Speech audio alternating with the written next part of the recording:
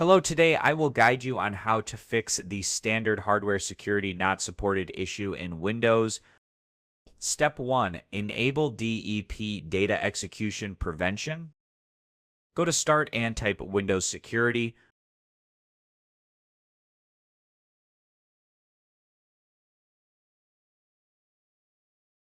Open Windows Security and click on App and Browser Control from the left. On the right side, scroll down and click Exploit Protection Settings.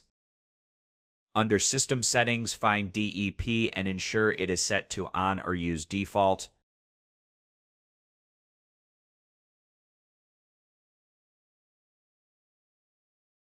Close the window.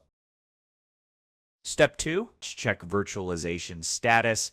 Right-click on Start and open Task Manager.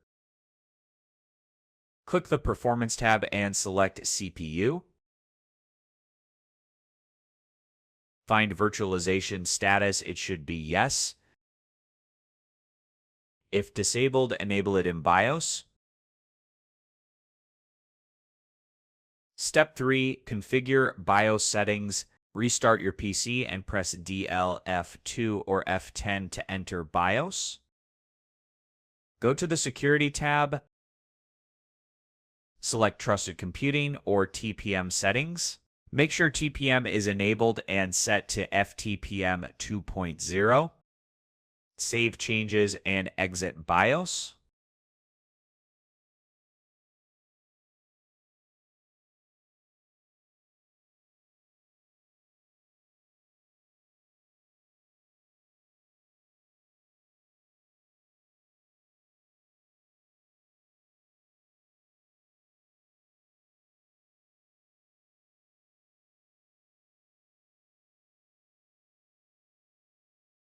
After restarting, check if the standard hardware security not supported warning has disappeared. If the issue persists, consider reinstalling Windows as a last resort.